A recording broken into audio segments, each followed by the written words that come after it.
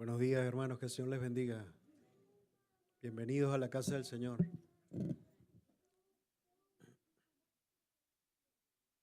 Y bienvenidos a aquellos que nos visitan por primera vez. También nos da gusto ver a la hermana Nigeria, Camila, nuevamente por acá. Y al señor Nicodemo, que el Señor lo sacó del hospital y lo trajo para estar acá con nosotros. Así que le voy a pedir, por favor, que se coloquen de pie para venir a la palabra del Señor.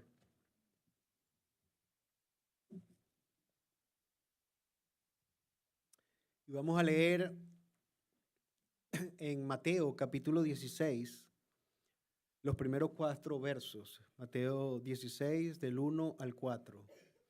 Lo pueden seguir en sus Biblias, pero también pueden seguirlo en pantalla, va a estar allí. Y la palabra del Señor dice así: vinieron los fariseos y los saduceos para tentarle, y le pidieron que le mostrase señal del cielo. Mas él respondiendo les dijo: cuando anochece, decís, buen tiempo, porque el cielo tiene arreboles. Y por la mañana, hoy habrá tempestad, porque tiene arreboles el cielo nublado. Hipócritas, ¿qué sabéis distinguir el aspecto del cielo, mas las señales de los tiempos no podéis? La generación mala y adúltera demanda señal, pero señal no le será dada, sino la señal del profeta Jonás. Y dejándolos, se fue. Amén. Esta es la palabra del Señor para el tiempo, para el pueblo del Señor, y el que tenga oídos, que oiga. Oremos. Padre Santo que estás en los cielos, alabado sea tu santo nombre. Aquí está parte de tu remanente, Señor, redimido por la preciosa sangre de tu Hijo Jesucristo, nuestro Señor y Salvador. Y te pedimos, Padre, que por el poder de tu Santo Espíritu y el poder de tu palabra, tú me llenes de ese poder de tu Espíritu para poder exponer tu palabra. Y te pido que habilites, que abras los ojos y oídos espirituales de los que se han congregado en este lugar, de los que nos visitan, de los que están conectados a través de las redes sociales, y que seas tú hablándoles directamente a sus corazones. Que el poder de tu palabra, que es más cortante que toda espada de 2 filos, penetre hasta lo más profundo de sus almas. Y que esa palabra, como el cuchillo en manos del experto cirujano, remueva todo temor de incredulidad y de arrogancia y produzca sanidad, traiga arrepentimiento y traiga vida en los que están muertos en delitos y pecados. Pero los que aún por tu gracia ya han nacido de nuevo, yo te pido, Padre, que tú también traigas vida en ellos, si su amor por ti y por tu iglesia se ha enfriado. En Cristo Jesús te lo pedimos y te damos las gracias. Amén. Pueden sentarse, hermano.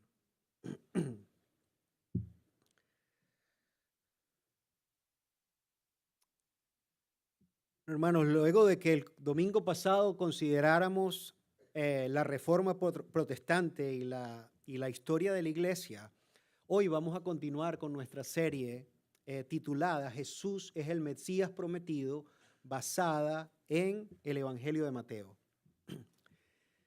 Y el domingo antepasado, ahí fue donde quedamos, ¿verdad? En esta serie, el domingo antepasado terminamos de considerar el capítulo 15 del Evangelio de Mateo, y con un sermón acerca del milagro de la alimentación de 4,000 hombres y no sabemos cuántas mujeres y niños habían en esa ocasión.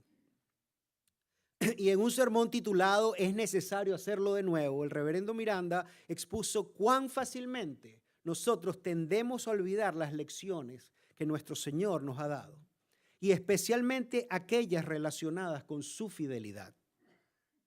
Y es que nosotros somos tardos para entender su palabra y su verdad. Pero Él, como el maestro de los maestros, nos permite pasar varias veces por la misma prueba o por pruebas similares para, por repetición, aprender a confiar en Él y a no dudar de su palabra, de su fidelidad y de su amor. Así que hoy vamos a comenzar a considerar el capítulo 16 del Evangelio de Mateo, con los primeros 4 versos. Pero antes es importante siempre tener una visión panorámica, ¿verdad? De todo el capítulo, que comienza con el texto que vamos a considerar hoy, los 4 primeros versos, y luego allí vamos a ver que se acercan un grupo, como acabamos de leer, de fariseos y saduceos, y se acercaron al Señor Jesús para pedirle y demandar de Él una señal. Luego, si Dios quiere, el próximo domingo vamos a ver eso. En los versos 5 al 12, el Señor les advierte a sus discípulos acerca de la levadura de los fariseos, con relación a la enseñanza que estos fariseos predicaban. Más adelante, luego Pedro confiesa que Jesús era el Cristo, el Hijo del Dios viviente, en los versos 13 al 20. Y por último, el Señor Jesús anuncia su muerte en los versos 21 al 28. Entonces, eso es lo que vamos a estar viendo en los próximos domingos. Ahora, como vemos entonces, esta visión panorámica del capítulo 16 nos muestra que el tema central, por supuesto, de todo el Evangelio, y pudiéramos decir de toda la palabra de Dios, de toda la Biblia, pero de este capítulo 16 en particular, el tema principal o el común denominador es la persona y el ministerio de nuestro Señor Jesucristo. Los fariseos y saduceos no creían que Él era el Cristo. Y por eso cuestionaban su autoridad, discutían con Él y le tentaban, pidiéndole una señal del cielo. Otros del pueblo decían que Jesús era Juan el Bautista. Otros que era el profeta Elías. Otros que era Jeremías o alguno de los profetas. Pero solo Pedro en este capítulo, por revelación del Padre, dijo: tú eres el Cristo, es decir, el Mesías, el Hijo del Dios viviente. Aunque luego el Señor tuvo que reprenderlo severamente por tratar de oponerse a su ministerio, cuando el Señor les habló de las señales del fin y especialmente cuando Él dijo que tenía que morir y que resucitaría al tercer día. De tal manera que los versos 1 al 4 que vamos a considerar hoy narran otro encuentro.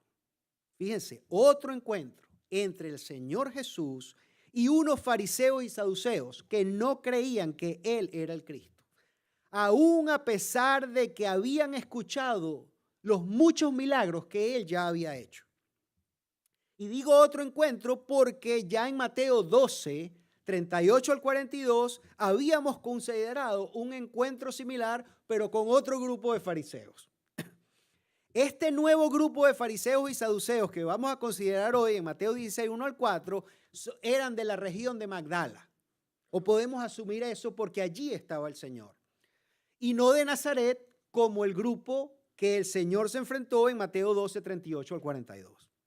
Pero estos, al igual que los anteriores, exigían una señal. Además, el Señor les dijo a ambos grupos, les dio la misma respuesta. Les dijo: señal no les será dada, sino la señal del profeta Jonás. Sin embargo, tenemos que preguntarnos, ¿por qué el apóstol Mateo consideraría importante incluir un hecho tan similar? Tan solo unos 4 capítulos más tarde, en su propio evangelio, narra un evento completamente similar o bastante similar. El que vimos en Mateo 12, 38 al 42, y ahora en este Mateo 16, 1 al 4, vuelve a narrar otro encuentro, aunque eran unos fariseos distintos, pero lo mismo, piden una señal y la respuesta es la misma: solo van a recibir la señal de Jonás.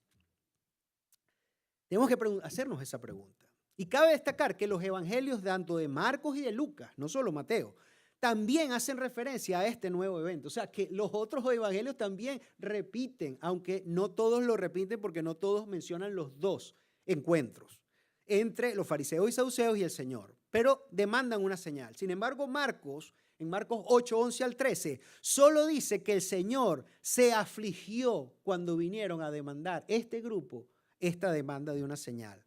Y les dijo que señal no les serían dada, pero no les dijo que solo les sería dada la señal de Jonás, según el Evangelio de Marcos. Por su parte, Lucas 12, 54 al 56, Lucas más bien se enfoca en que los fariseos eran hipócritas, ciegos e ignorantes de los asuntos que realmente son importantes, ya que les hizo ver que ellos sí sabían interpretar las señales del cielo y de la tierra para pronosticar el clima, pero no sabían distinguir los tiempos y las señales de Dios. Entonces, ¿qué nueva enseñanza hay aquí? Ciertamente, como aprendimos el domingo, ahora ustedes ya van a saber la respuesta, pero yo estuve luchando con este texto. Porque, ¿qué hay de diferente? ¿Por qué está otra vez? ¿Por qué se repite?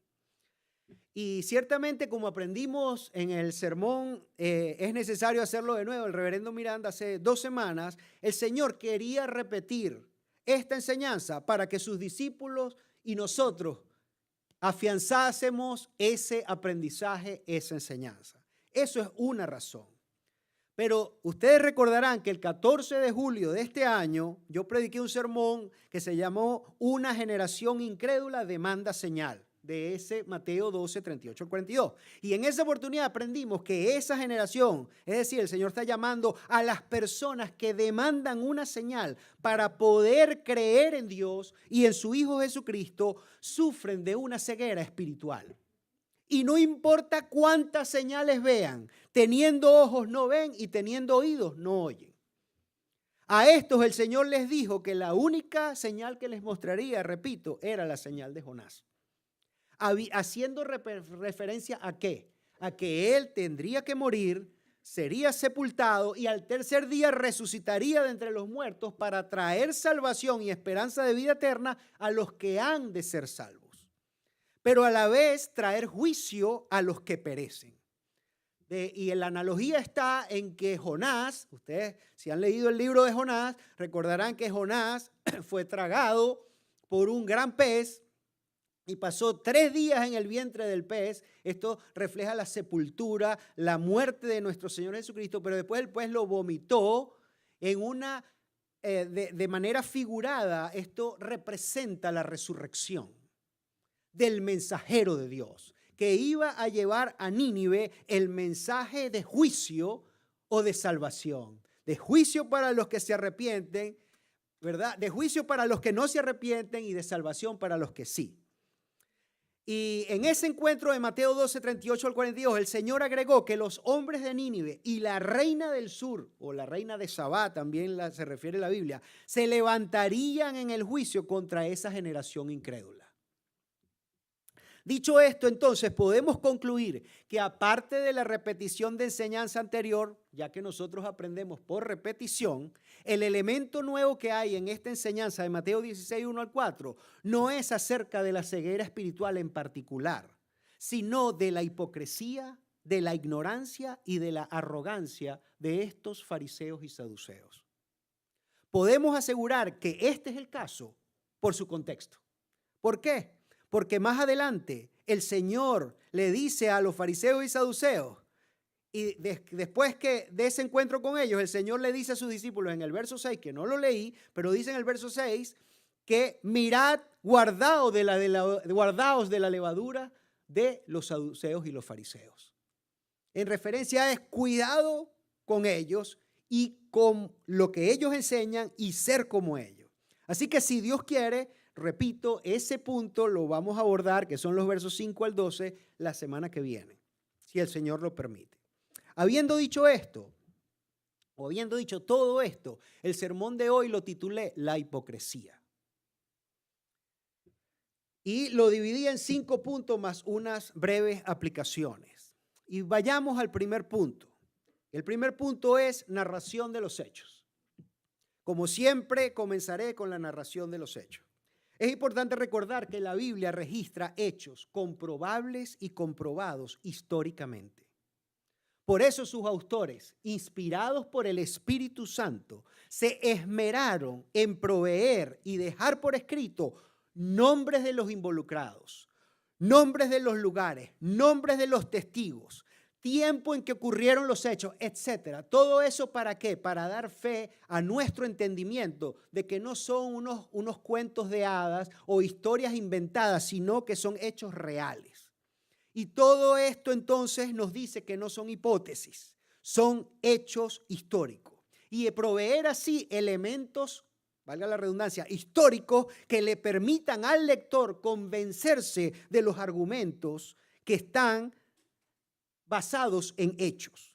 Como ya he dicho antes, el principal argumento del Evangelio de Mateo o del apóstol Mateo es que Jesús es el Mesías prometido, el Hijo de Dios, el Salvador de este mundo. Muy bien, dicho esto, entonces, recordemos que luego de alimentar a los 4,000 en la región de Decápolis, que está al sur del mar de Galilea, el Señor subió en una barca y se fue a la región de Magdala, que queda en el occidente del mar de Galilea. Y allí, eso aparece en Mateo 15:39. Y allí se acercaron entonces estos fariseos y saduceos que dice que discutieron con él para tentarle. Fíjense bien. Y para tentarle le pidieron que le mostrase una señal del cielo. Por su parte, el Evangelio de Marcos nos dice que discutían con él. La canción que cantamos, la segunda canción que cantamos decía, ¿quién podrá darle consejo a Dios? Bueno, pareciera mentira, pero hay quien quiere darle consejo a Dios y ya lo vamos a ver. El Evangelio de Marcos también señala que antes de darle una respuesta, el Señor gimió o suspiró profundamente en su espíritu, en señal de tristeza, frustración y molestia. Y preguntó, ¿por qué pide señal esta generación? Allí en Marcos 8:12. Luego de esta pregunta retórica del Dios omnisciente, el Dios que todo lo conoce, el Señor les da una respuesta que no era la que ellos esperaban. Ellos pidieron una señal, pero el Señor les respondió diciendo que ellos tenían mucho conocimiento acerca de muchas cosas, entre ellas cómo pronosticar el clima en base a señales del cielo y tierra, pero que eran completamente ignorantes de los asuntos que son verdaderamente importantes, los asuntos del reino de los cielos, es decir, el reino de Dios. Finalmente el Señor emitió una sentencia diciéndoles que ellos eran parte de una generación mala y adúltera que demanda señales, pero que solo la señal del profeta Jonás les sería dada. Por último, el Señor los dejó, montándose en la barca con sus discípulos nuevamente y zarpando hacia la ciudad de Betsaida, ubicada en el norte del mar de Galilea. Dicho esto, entonces vengamos al segundo punto. A ver, ¿qué podemos aprender de esta breve historia? Y el segundo punto lo titulé La anatomía de la hipocresía. Según el diccionario de la Real Academia Española, hipocresía es el fingimiento de cualidades o sentimientos contrarios a los que verdaderamente se tienen o experimentan. Por su parte, el diccionario de la Biblia de Lockhart define la hipocresía o al hipócrita como persona falsa, no sincera, que finge bondad cuando en realidad es mala y que procura aparentar lo que no es. Esta palabra viene del griego hipócrites, donde los actores, es tomada del teatro griego, prestada, donde los actores hablaban escondiendo su rostro detrás de las máscaras. Pero en hebreo, palabras similares se usan para los malvados, obstinados, inconstantes e impíos. Es decir, que no tienen piedad, que no tienen temor ni amor a Dios. En Mateo 16, 1 al 4, lo primero que leemos en el versículo 1, lo voy a poner en pantalla para tenerlo ahí en referencia, es: vinieron los fariseos y los saduceos para tentarle. Sabemos por Hechos capítulo 23, 7 al 9, que los fariseos y saduceos eran miembros rivales del Sanedrín o del concilio, de sacerdotes y ancianos. Había un tercer grupo, los herodianos, que se mencionan en la Biblia, que también rivalizaba con los dos anteriores. Sin embargo, en Mateo 16, 1 no se mencionan a este tercer grupo, Solo habla de saduceos y fariseos. Los fariseos eran los intelectuales, la secta más estricta en cuanto al cumplimiento de la ley. Estos creían en todo el Antiguo Testamento, es decir, desde el Génesis hasta Malaquías. Creían también en los ángeles y creían en la resurrección de los muertos. Los saduceos, por su parte, a diferencia de los fariseos, solo creían en el Pentateuco, es decir, los 5 primeros libros de la Biblia, los libros que se conocen como la Torá o la ley. Y no creían ni en ángeles ni en la resurrección de los muertos. Estos no eran los intelectuales eran los fariseos, estos eran los materialistas, que solo creían en el aquí y ahora. Esto es lo que hay. Y por esa razón siempre estaban dispuestos a negociar con los romanos y a llegar a un acuerdo, o con cualquier otro régimen con tal de ellos mantener su estatus social y económico. A pesar de las grandes diferencias y desacuerdos que habían entre estos ambos grupos, aquí en Mateo 16:1, lo que vemos es que formaron una perfecta coalición. Y este es el primer elemento que resalta en la radiografía de un hipócrita. Ellos siempre están de acuerdo y están dispuestos a alcanzar acuerdos hasta con sus enemigos, siempre y cuando les sirva a sus propios propósitos personales. Estos creen religiosamente en los principios de Maquiavelo el Príncipe. El fin justifica los medios. Esta coalición de hipócritas había unido esfuerzos para tentar al Señor, discutir con Él y demandarle una señal. La Reina Valera del 60 utiliza el verbo pedir en vez de demandar. Sin embargo, la palabra en griego, eperotao, que es lo que dice el texto en original, implica una petición formal. Sí, es una petición, pero es una petición formal de alguien que está en una posición de preferencia o de autoridad. Y cuando alguien que está en una posición de preferencia o autoridad pide algo, por supuesto no es una petición, es una demanda, es una exigencia. Hasta el capítulo 15 de Mateo ya han quedado registrados más de 18 milagros que hizo nuestro Señor Jesucristo.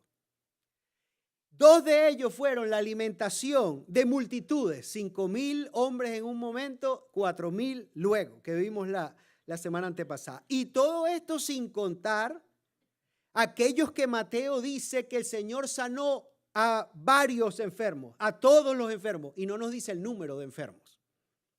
Así que no sabemos en realidad cuántos milagros habían hecho, pero lo que sí sabemos es que eran tantos la cantidad de milagros para ese momento que ya todo el país de Israel conocía del poder que venía y de la palabra de autoridad que predicaba este Galileo, como lo llamaban. De tal manera que ya estos fariseos y saduceos de Magdala habían escuchado acerca de las innumerables señales, prodigios y milagros que había hecho el Señor. Además, la naturaleza intelectual de los fariseos y la astucia política de los saduceos seguramente los llevó a investigar cuidadosamente acerca de todos estos milagros. De hecho, Nicodemo, que era un maestro de la ley y miembro prominente de los fariseos, escuchó todos los reportes de sus colegas del Sanedrín e investigó cuidadosamente, y un tiempo después fue a visitar a nuestro Señor Jesús, pero de noche, para que nadie lo viera, y tuvo un encuentro con el Señor. Este fue diferente porque él no vino con arrogancia a pedirle una señal del cielo, sino que Nicodemo vino y lo primero que se dirige a él en Juan 3:2, él le dice Rabí. Se refiere al Señor Jesús como maestro, que es lo que significa Rabí. Y le dijo, sabemos que has venido de Dios como maestro. Porque, ¿cómo llegamos a esa conclusión? ¿Cómo llegué fíjense que Nicodemo habla en plural, no está hablando de él mismo. Está hablando, yo y todos mis colegas hemos discutido esto, hemos investigado lo que tú has hecho y sabemos que nadie, absolutamente nadie, puede hacer estas señales que tú haces si no está Dios con él. al menos ellos habían llegado a la conclusión de que el Señor Jesús era un profeta. Porque ellos sabían muy bien acerca de todos los prodigios y milagros que hizo el Señor a través de Elías, de Eliseo, etc. Ahora fíjense que este renombrado maestro de la ley, Nicodemo, testificó entonces que no solo él, sino los demás fariseos sabían de esto. Por eso dice, sabemos que el Señor había venido de Dios. ¿Y cuál fue el argumento entonces que dijo Nicodemo para haber llegado a esa conclusión? Como dije, porque nadie puede hacer estas señales que tú haces si no está Dios con él. Así que estos que ahora venían a discutir con el Señor y a exigirle una señal del cielo, sabían que Jesús había venido de Dios, porque nadie puede hacer las señales que él hacía si Dios no estaba con él. Alguien pudiera pensar, bueno, quizás estos solo eran como Tomás que quería ver para creer. Lamentablemente no. Sabemos que no es así, porque la respuesta que les dio el Señor no fue como la que le dio después de su resurrección a Tomás. Aunque le reprochó su incredulidad, a Tomás el Señor sí le mostró sus heridas, pero a estos fariseos y saduceos el Señor los expuso a su hipocresía en vez de satisfacer su aparente y fingida curiosidad. Estos fariseos y saduceos estaban demandando no una señal cualquiera. Todos los milagros que el Señor había hecho para sanar enfermos, echar fuera demonios y resucitar a los muertos, como a la hija de Jairo, no les eran suficientes. Ellos querían una señal del cielo. Ellos querían ver señales como las 10 plagas de Egipto cuando el Señor liberó a su pueblo de la esclavitud. Ellos querían ver a Dios en forma de columna de nubes durante el día y columna de fuego durante la noche, como lo vieron sus antepasados en el desierto. Ellos querían ver y escuchar la voz del Todopoderoso y ver los truenos como los vientos, como lo vieron sus antepasados en el monte Sinaí, cuando el Dios de pacto le dio su ley a su pueblo escogido. Ellos querían ver una señal como fuego que descendía del cielo, como sucedió con el profeta Elías en el monte Carmelo, etc. Ellos querían ver algo mucho más sobrenatural que solo ver a ciegos ver, cojos andar, mudos hablar, endemoniados ir liberados y muertos resucitar. Esto nos deja ver que la hipocresía de estos fariseos y saduceos. Sin embargo, la hipocresía y la arrogancia siempre van de la mano, son inseparables. Estos, por ser miembros del Sanedrín, fariseos y saduceos, pensaban que merecían algo más y mejor, una prueba más contundente de la deidad de Cristo. Sin embargo, no era hipocresía y arrogancia mezclada con honestidad intelectual. Como ya dije, ellos sabían que el Señor Jesús había venido de Dios. El problema es que este Jesús no vino primero a ellos. Es como cuando el gran general asirio Naamán fue a ver al profeta Eliseo y este ni siquiera salió a recibirlo, sino que le mandó a decir que se bañara 7 veces en el Jordán. Esto molestó grandemente a Naamán. Esto era el mismo sentimiento de estos fariseos y saduceos. Pero quizás el caso de Herodes el Grande tiene mayor similitud. Cuando los hombres sabios llegaron del oriente y le dijeron que venían a ver al rey de los judíos que acababa de nacer, el hipócrita y arrogante Herodes, aunque no era judío de nacimiento, había escuchado acerca de las profecías del Mesías. Pero al conocer que ya había nacido, y peor aún, que estos hombres sabios del oriente habían venido a adorar al niño rey, esto enfureció a Herodes. ¿Cómo es que no me vienen a adorar a mí, sino que vienen a adorar a un recién nacido? Pero como buen hipócrita, disimuló su molestia y su ira y le dijo a los sabios, por favor, vayan y encuentren al niño rey y después vienen y me dicen dónde está para yo también ir y adorarlo. Y ya sabemos que Dios les reveló a los hombres sabios que no volvieran a sus países de origen, pero no pasaran por donde Herodes el Grande. Y esto, cuando una vez se enteró que fue burlado por los hombres sabios, el rey Herodes se enfureció aún más y mandó a matar a todos los niños menores de 2 años. Y es que los hipócritas, hermanos, y los arrogantes también son ignorantes. Se mezclan las tres cosas siempre. Esto no quiere decir que no saben leer o escribir, o que tengan un bajo coeficiente intelectual. No, como ya dije, estos fariseos y saduceos eran líderes intelectuales y políticos de los judíos. Su gran inteligencia y sagacidad política les permitía escalar posiciones dentro de la sociedad. Y así son todos los hipócritas y arrogantes. De hecho, mientras más conocimiento tienen, más arrogantes y sagaces se vuelven. Siguiendo con el ejemplo de Herodes el Grande, este era reconocido por sus habilidades políticas, militares y también la construcción de grandes proyectos arquitectónicos, entre los cuales destaca la reconstrucción del templo de Israel, del templo de Jerusalén. Pero todo esto lo hacía más bien más hipócrita, arrogante e ignorante. Y no ignorante de ciencias políticas, militares o económicas, sino en las cosas que verdaderamente importan y tienen un impacto en la eternidad. Todos los hipócritas son arrogantes y sabios en su propio entendimiento. Ellos no escuchan nunca. Y cuando tú crees que están escuchando, en realidad están pensando lo que te van a responder. Son rápidos para hablar, pero tardos para escuchar. Y nunca dejan de hablar. Como dice el proverbio. El proverbio dice, donde abundan las palabras, nunca falta el pecado. Estos hipócritas y arrogantes, entonces, siempre son sabios en su entendimiento, pero son ignorantes de las cosas espirituales y eternas. 1 Corintios 2:14 dice, pero el hombre natural no percibe las cosas que son del Espíritu de Dios, porque para él son locura. Por eso la palabra también dice que el Cristo crucificado es locura para los griegos, para los filósofos, pero es tropezadero para los judíos.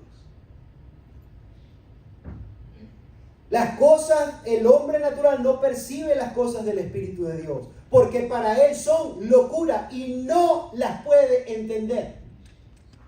Por más que se esfuerce, porque se han de discernir espiritualmente. Como dije antes, no es que los hipócritas y arrogantes tengan un bajo coeficiente intelectual. Por el contrario, ellos saben mucho de ciencias, de tecnología, etc.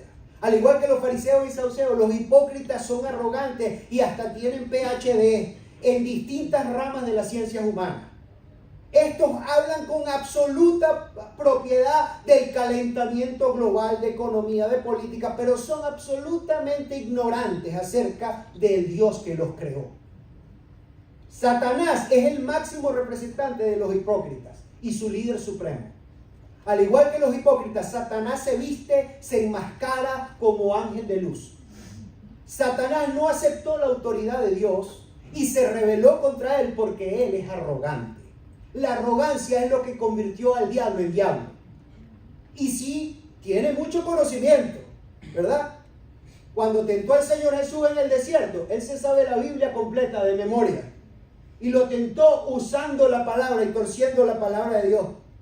Citó Salmo 91, 11 al 12, que le dice, si eres hijo de Dios, échate abajo, porque escrito está, a sus ángeles mandará cerca de ti, en tus manos te sostendrá, para que no tropieces con tu pie en piedra. Mateo 3, 5 al 7. De tal manera que los hipócritas actúan como Satanás. ¿Por qué? Porque son sus hijos. Eso es lo que dice la palabra. En Juan 8, el Señor Jesús les dijo a otros fariseos y judíos, vosotros sois de vuestro padre el diablo, y los deseos de vuestro padre queréis hacer. Él ha sido homicida desde el principio y no ha permanecido en la verdad. ¿Por qué? Porque no hay verdad en él, ni un poquito. Cuando habla mentira, de lo suyo habla porque es mentiroso y padre de mentira. Juan 8. Pero por esa misma razón, Pablo les dijo a los efesios, vosotros estabais, ¿cómo? Muertos en delitos y pecados, en los cuales anduvisteis en otro tiempo, siguiendo la corriente de este mundo, ¿conforme a quién? Conforme al príncipe de la potestad del aire, esto es Satanás, el espíritu que ahora opera en ¿quiénes? En los hijos de desobediencia. Efesios 2, 1 y 2. De tal manera que el hipócrita también es arrogante y sabio para las cosas de este mundo, pero ignorante para las cosas de Dios, y no tolera sujetarse a su autoridad. Él o ella cree ser autónomo, sin percatarse que hace la voluntad de su verdadero padre, el diablo. Pero veamos cómo el Señor Jesús hace el diagnóstico de la hipocresía. Y eso me lleva al tercer punto, el diagnóstico de la hipocresía. Fíjense que a la demanda del Señor, a la demanda de una señal del cielo de parte de estos fariseos y saduceos, el Señor les dijo: cuando anochece, ustedes dicen buen tiempo, porque el cielo tiene arreboles. Y por la mañana, hoy habrá tempestad, porque tiene arreboles el cielo nublado. Está allí en pantalla, ¿verdad? Por su parte, el Evangelio de Lucas dice que el Señor les dijo: cuando veis la nube que sale del poniente, luego decís agua viene. Y así sucede. Y cuando sopla el viento del sur, decís hará calor, y lo hace. Lucas 12, 54 y 55. Con estas expresiones, el Señor estaba reconociendo que sus demandantes de una señal tenían un gran conocimiento. Eran expertos en el método científico por excelencia, que es la observación. Luego de estudiar con mucho detenimiento y cuidado las señales del cielo, estos podían hacer un pronóstico exacto del tiempo sin necesidad de termómetros, barómetros, anemómetros, pluviómetros, ni nada de eso que existe hoy en día. Implícitamente también el Señor estaba reconociendo que estos fariseos y saduceos eran expertos en la ley, profundos conocedores y estudiosos de la palabra de Dios, especialmente los fariseos, como dije antes, ¿verdad? Que creían en todo el Antiguo Testamento, es decir, no solo el Pentateuco, sino también los profetas y los salmos. Además, que como también les dije antes, Nicodemo testificó que todos ellos sabían que Jesús había venido de Dios. Porque solo alguien que ha venido de Dios podía hacer lo que Jesús hacía. Sin embargo, estos fariseos y saduceos estaban cegados por su pecado de hipocresía y arrogancia. No podían ver ni entender a Dios hecho hombre, que estaba allí enfrente de ellos, en sus propias narices, hablando con ellos. Al igual que Satanás, estos se sabían la Biblia de memoria y aún así no podían ver al Hijo de Dios que estaba frente a ellos. De igual forma sucede hoy en día. Hay muchos, aún en la iglesia, que conocen la palabra de Dios, pero aún así no creen en Dios, ni entienden los asuntos espirituales. Son como los saduceos materialistas, que solo creen en lo que ven. Sí, dicen creer en la Biblia, en todo lo que dice, pero no viven como ella manda. Y esto es una muestra de que no creen en la verdad, porque la verdadera fe se traduce en obediencia a la voluntad de Dios expresada en su palabra. Usted puede decir que cree en Dios y que conoce su palabra, pero usted no ha experimentado a Dios. No tiene una relación personal con Cristo. Y no importa lo que usted profese con su boca. No importa aún si hace cosas para Dios y para la iglesia. Si usted no ha experimentado una relación personal con Cristo, usted no entiende las cosas espirituales y no entiende lo que yo estoy diciendo en este momento. El Señor concluyó su diagnóstico de estos fariseos y saduceos con las siguientes palabras. Les dijo: hipócritas, sabéis distinguir el aspecto del cielo, mas las señales de los tiempos no creen. Por su parte, Lucas escribió citando al Señor: hipócritas, sabéis distinguir el aspecto del cielo y de la tierra, y cómo no distinguís este tiempo. El Señor no les dijo que ellos tenían una condición especial. No les dijo: bueno, es que ustedes tienen una lucha en su interior. Que su visión de las cosas no era exactamente la correcta, etc. El pecador no quiere que le muestren su pecado. Él quiere que le digan palabras diluidas, que le permita seguir adelante con su vida de pecado. Además, vivimos en una sociedad que no solo tolera, ¿verdad?, sino que promueve el pecado y la insensatez. Una sociedad emocional, emotiva, donde no importa lo que tú piensas, sino lo que tú sientes. Si te sientes mujer siendo hombre, no importa. Si eso es lo que tú crees que eres. Lo que importa es lo que tú sientas. Y que a nadie se le ocurra decir que tal percepción es una distorsión mental de la realidad. Pero el Señor no actúa así. Él llamó a la enfermedad por su nombre. Él lo primero que les dijo fue a estos saduceos y fariseos: hipócritas. Y después les explicó por qué. Porque les dijo: ustedes saben distinguir el aspecto del cielo, mas las señales de los tiempos no podéis. ¿A qué señales de los tiempos se refería el Señor? No a la señal del cielo que estos fariseos y saduceos demandaban, sino a las señales del cumplimiento de la venida del Mesías, que se suponía que ellos habían estudiado cuidadosamente en todo el Antiguo Testamento, y que se suponía que ellos creían, y que se suponía que ellos estaban esperando verdadera y genuinamente al Mesías. Pero ellos tenían una visión, no solo ellos, los apóstoles y los discípulos también, una visión materialista. Ellos estaban esperando un gran emperador, un gran estratega militar y político que viniera a derrocar por la fuerza al Imperio Romano. No podían ver lo espiritual. Finalmente el Señor concluyó el diagnóstico diciendo, ¿vista en pantalla? No. Lo siguiente.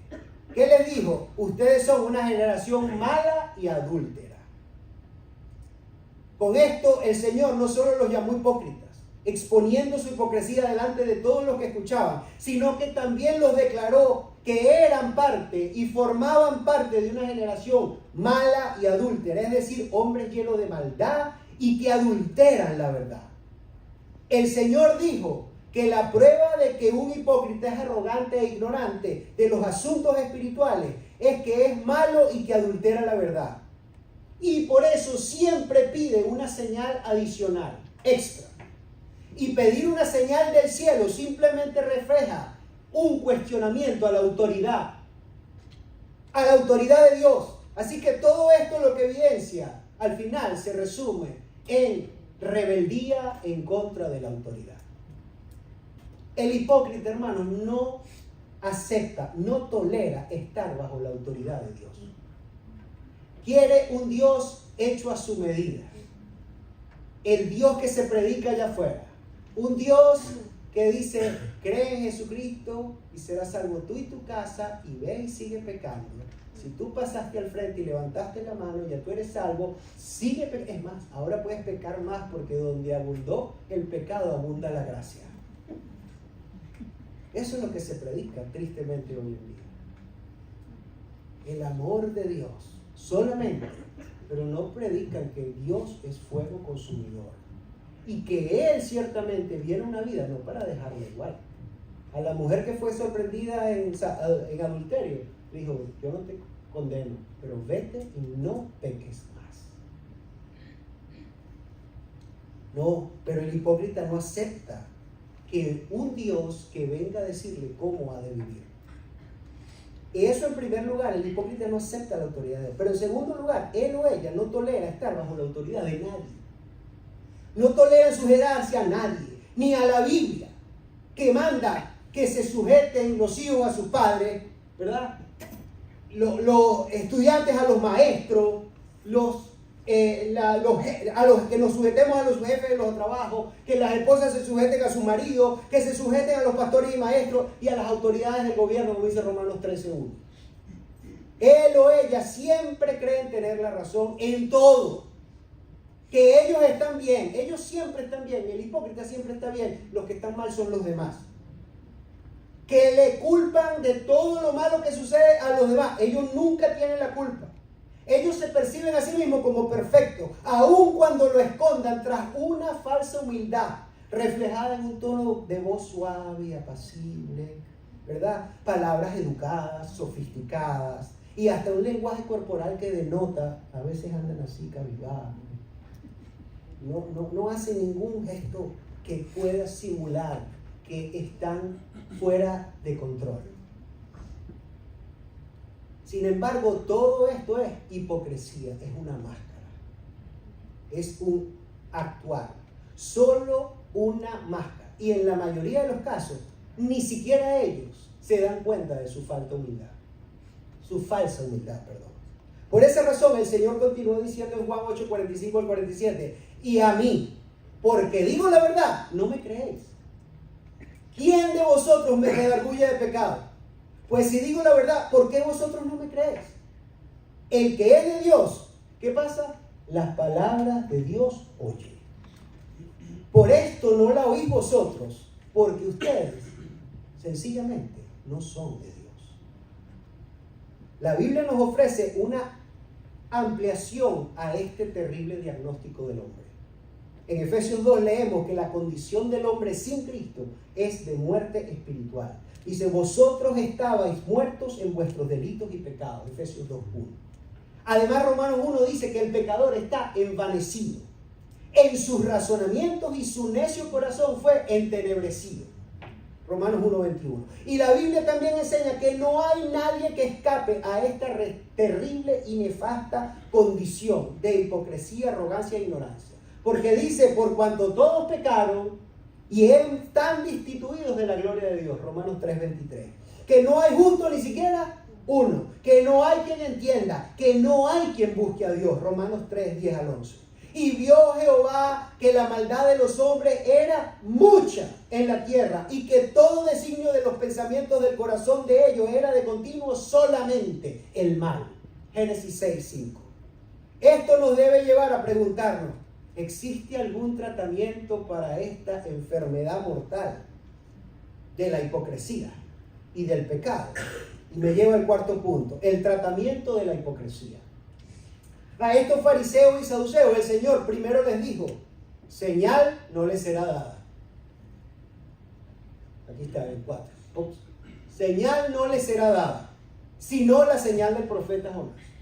Y como dijimos en aquella oportunidad, el 14 de julio, en aquel sermón, una generación incrédula demanda señal, en Mateo 12, 38 al 42, con esta señal de Jonás, el Señor estaba haciendo referencia a su muerte, sepultura y resurrección. Esa sería y es la señal más contundente, no solo para estos fariseos y saduceos, sino para el mundo entero, de que Jesús de Nazaret es el Mesías prometido.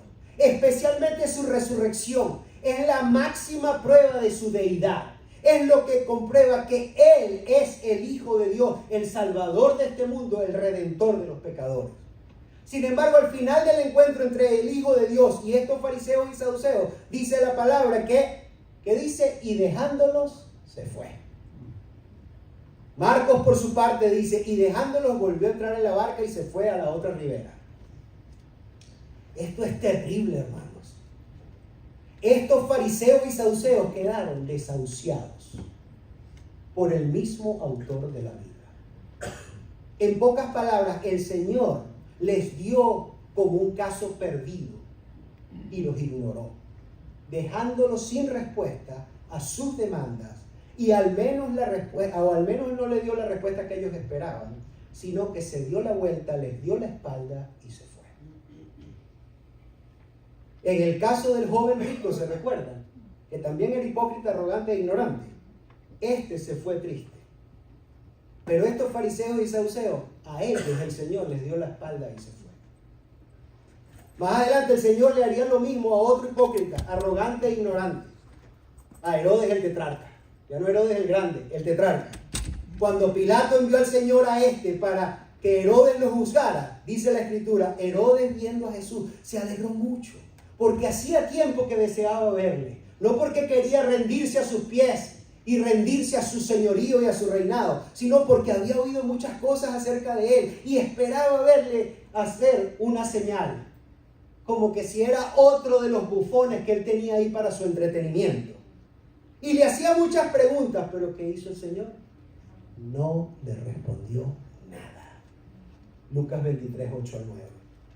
Y es que a los hipócritas y arrogantes el Señor no les responde y los deja en su ignorancia, que ellos llaman sabiduría. Por esa razón el mismo Señor ordenó en el Sermón del Monte, no deis lo santo a los perros, ni echéis vuestras perlas delante de los cerdos, no sea que las pisoteen y se vuelvan y os despedacen. Mateo 7:6. De tal manera que el Señor nos manda a no dar lo santo a los hipócritas, porque lo van a pisotear y al contrario se van a voltear hacia ti y te van a atacar por tú hablarles la palabra de Dios. ¿Qué quiere decir esto entonces, hermanos? Que no debemos predicar el evangelio, como diría Pablo, de ninguna manera. Porque tú no sabes quiénes son los hipócritas hasta que no quedan en evidencia. El Señor Jesucristo es el evangelio. Él es la buena noticia. Él era la buena noticia encarnada. Y Él aún así se les reveló y les habló a estos fariseos y saduceos en persona. De la misma manera, tú y yo debemos anunciar estas buenas nuevas de salvación en Cristo a toda criatura. Pero la respuesta de ellos a esa buena noticia pondrá en evidencia si son hipócritas o no. Pero si la Biblia dice, como les dije anteriormente, que todos hemos pecado y todos estamos muertos en delitos y pecados, que no hay justo ni siquiera uno y que nuestras mentes están entenebrecidas, es decir, el diagnóstico del hombre es que somos todos hipócritas. ¿Hay alguna esperanza? Y esto me lleva al último punto de las aplicaciones. ¿Hay esperanza para los hipócritas? La respuesta es sí. El Señor dice en su palabra, y me buscaréis y me hallaréis, porque me buscaréis de todo vuestro corazón, y seré hallado por vosotros, dice Jehová. Jeremías 29:13. Aquí el Señor se compromete con su sello, dice Jehová, a dejarse hallar, pero no por los hipócritas arrogantes que vienen a cuestionar su autoridad, sino por los que lo buscan y le buscan de todo corazón y que reconocen que Cristo es el único mediador entre Dios y los hombres. Por eso Hechos 4:12 dice, y en ningún otro hay salvación, porque no hay otro nombre bajo el cielo dado a los hombres en que podamos ser salvos. Hechos 4:12. El Salmo 138:6 dice, porque Jehová es excelso y atiende al humilde, pero al altivo mira de lejos. Y no importa si tú estás muerto en delitos y pecados y producto de ello tu mente está entenebrecida, si tú te acercas hoy, humillado en arrepentimiento y fe, Él te va a recibir y se dejará hallar. Perdonará tus pecados, vendará tus heridas y sanará tus heridas y te dará vida eterna. Y no importa si tienes preguntas difíciles, porque tu mente ha sido entenebrecida por el pecado. Fíjate que los mismos discípulos tampoco entendían y creían aún cuando pasaron 3 años con el Señor Jesús. Pero el Cristo resucitado se reveló a ellos como a los 2 que iban camino de Emaús que leímos esta mañana. ¿Recuerdan? Si lo leyeron. Hizo que por su espíritu su corazón ardiera después que el Señor se fue, que partió el pan, y cuando partió el pan sus ojos fueron abiertos y se dieron cuenta que era el Señor. Dice, no ardía tu corazón cuando Él nos hablaba la palabra. Y ese ardor lo produce el Espíritu de Dios. Y el Señor dice que allí les reveló la palabra desde Moisés a todo lo que hablaban de Él. Les explicó la palabra, se reveló a Él, pero solo lo pueden entender aquellos que vienen a Él humildes, contritos y humillados, que reconocen su condición de pecado y que si vienen a Él, Él se comprometió a dejarse hallar. Y más adelante, si tú haces eso hoy, te vas a dar cuenta que cuando tú creíste que le estabas buscando a Él, era porque Él te estaba llamando a ti. Y si tú estás aquí hoy y tú estás escuchando la palabra de Dios hoy, no creo que sea casualidad o porque a ti no tenías nada más importante o más divertido que hacer un domingo en la mañana, sino porque yo como pastor tengo que creer que el Espíritu Santo te trajo aquí para que tú escucharas esta palabra. La pregunta es, ¿qué vas a hacer con ella? ¿Qué vas a hacer hoy con esta palabra? Ya no puedes decir, es que a mí nadie me dijo nada. Es que yo no sabía, estaba desinformado. Y ni aún así será excusa. Cuando te presentes, cuando vengan a reclamar tu alma. Hoy leímos, o ayer, allí en el Evangelio de Lucas, y decía que el Señor se le apareció a los discípulos. Dice, después de los de Emaús, dice, mientras ellos aún hablaban de estas cosas, de que el Señor había resucitado, que algunos lo habían visto, que las mujeres lo habían visto, Jesús se puso en medio de ellos y les dijo: paz a vosotros. Y eso es lo que el Señor te ofrece a ti hoy, paz. Y el incrédulo, el pecador, no tiene paz. No entiende lo que significa paz, no lo ha experimentado. Tú no puedes tener paz ni contigo mismo ni con los demás si primero no tienes paz para con Dios. El Señor se les presentó y le dijo: paz para con vosotros. Entonces dice, espantados y atemorizados, pensaban que veían un espíritu, pero Él les dijo: ¿por qué estáis turbados? Y vienen a vuestro corazón estos pensamientos. El pecador siente miedo, siente terror, siente incertidumbre. ¿Qué va a pasar? ¿Y qué pasa si? ¿Y qué pasa si pasa algo? ¿Y qué pasa si pasa esto? ¿Y qué pasa si gana Trump? ¿Y qué pasa si gana Kamala Harris? ¿Qué pasa? ¿Y qué pasa? ¿Y qué pasa conmigo?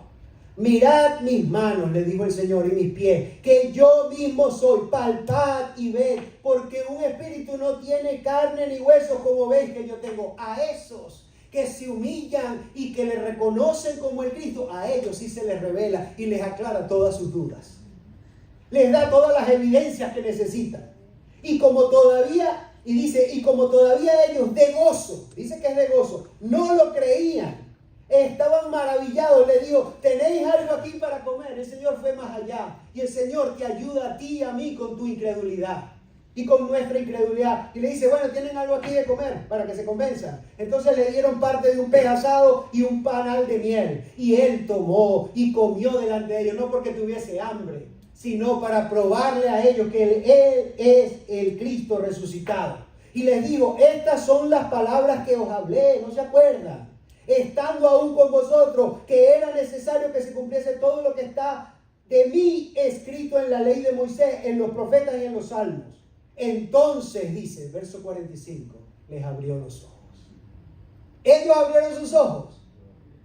Dice que ellos abrieron sus ojos. Dice entonces.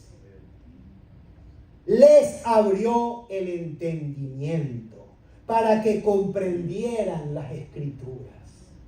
El único que te puede hacer entender las Sagradas Escrituras y cómo el Señor se ha revelado a través de su palabra es su Santo Espíritu.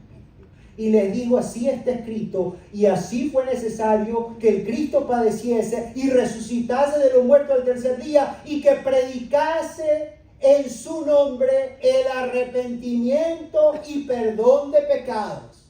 No dice que predicase que Jesús te ama. Dice que predicase el arrepentimiento y perdón de pecados en todas las naciones, comenzando desde Jerusalén.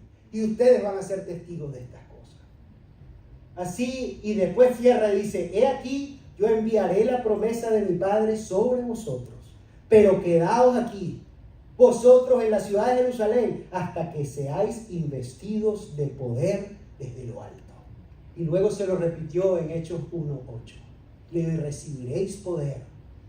Es el poder del Espíritu Santo el único que puede transformar a un pecador en un santo. Y puede hacerlo entonces hacerse eco y ser testigo de las maravillas que Dios ha hecho en su vida y poder hablarles a otros con poder y autoridad, no solo porque ha leído y ha entendido las palabras, porque el Espíritu Santo ha abierto su entendimiento, sino porque lo ha experimentado en su propia vida. Usted se puede saber la Biblia de memoria, pero si usted no ha esperado no ha experimentado este nuevo nacimiento, usted no, como los fariseos y saduceos, no tiene idea de lo que yo estoy hablando. Así que si ustedes han escuchado hoy la palabra de Dios, cómo respondemos a ella es lo que va a hacer la diferencia y va a demostrar si verdaderamente fue el Espíritu de Dios que te habló en esta tarde. Como aplicaciones muy breves: no seas hipócrita, no seas arrogante y no te creas sabio en tu propio entendimiento. La primera condición que dijo el Señor en el Sermón del Monte es que los que le siguen a Él son pobres en espíritu. La sociedad de hoy no acepta a los pobres, los rechaza. La de hoy, la de siempre. Quieren a los exitosos, a los emprendedores, a los que ganan mucho dinero. Porque aquí dinero es sinónimo de poder. y de influencia. Y no importa cuán ignorante puede ser la persona, pero si tiene dinero, es exitoso, algo que hay que aprender de él. Ellos llaman a lo malo bueno y a lo bueno malo. Así que el Señor, pídele hoy al Señor que te abra los ojos y tu entendimiento y te permita ver la gloria de aquel que nos llamó de las tinieblas a su luz admirable. Padre de la gloria, gracias por tu palabra. Gracias, Señor, porque por gracia, aunque éramos hipócritas, arrogantes e ignorantes, tú nos sacaste de las tinieblas a tu luz admirable. Ayúdanos, Señor, a no volver como el perro a su vómito, aquellos que ya por gracia han sido salvos. Ayúdanos siempre a mantenernos humildes, para que no tengas tú que venir a humillarnos. Ayúdanos siempre a aproximarnos a tu palabra y a aquellos que nos las enseñan con humildad, con deseo genuino de aprendizaje y no con un espíritu de cuestionamiento o de inquisición, como hacían estos saduceos y fariseos. Ellos no querían más información, ellos no querían una prueba adicional, ellos ya tenían una idea preconcebida. Ellos en su mente, nuestro Señor Jesucristo era un blasfemo y por eso lo crucificaron. Señor, pero tú en tu gran amor y misericordia, tú has amado desde antes de la fundación del mundo a aquellos que han de ser salvos. Los que están aquí hoy, que no habían escuchado tu palabra antes o que la habían escuchado, pero fue hoy que el Espíritu Santo habló a sus almas. No permitas que venga Satanás y le lleve la palabra que fue sembrada en sus corazones, sino que esa palabra produzca fruto al 30, al 60 y al 100 por uno. Te pido esto, Padre, trae hoy salvación, arrepentimiento, y aquellos que ya son salvos nuevamente te pido, trae avivamiento. En Cristo Jesús oramos. Amén. Nos ponemos en pie, por favor.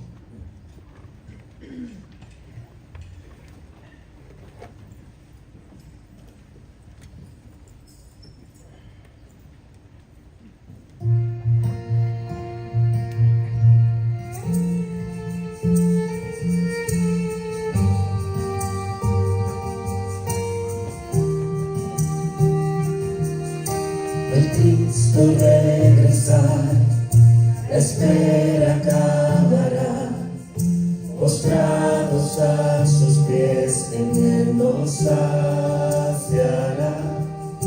Jesús gobernará y todo nuevo hará, las lágrimas que en alabanzas cambiarán. Oh, cuánto ansiamos ver que vuelva Jesucristo.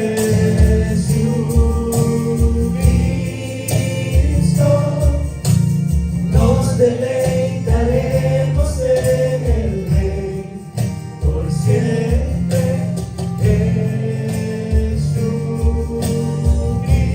Jesucristo, nuestra esperanza se regresar.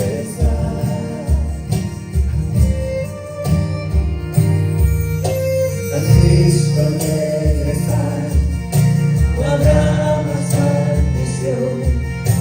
Su gracia triunfará sobre la transgresión, pues Él restaurará lo que el pecado dio. Su luz dará gran gozo a nuestro corazón. Oh, cuánto ansiamos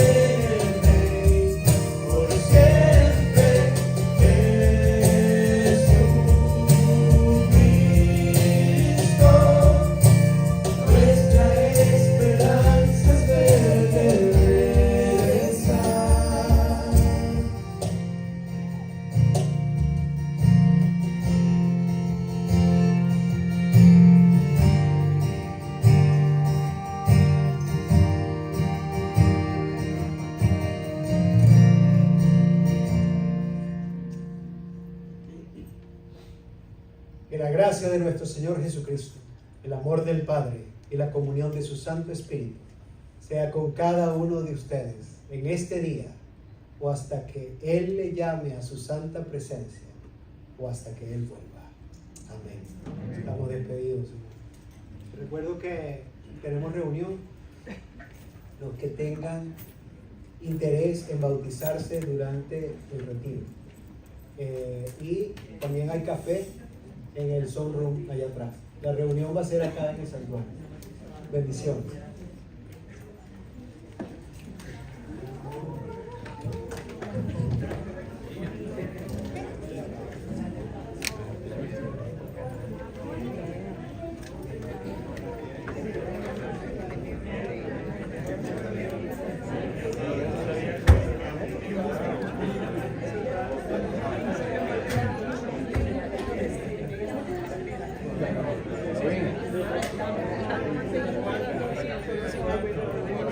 Dios te bendiga.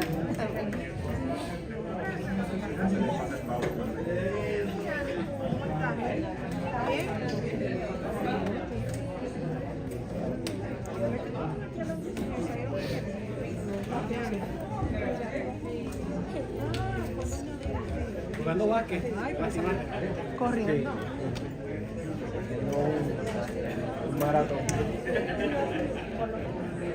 La milla 24 le empezó a comer.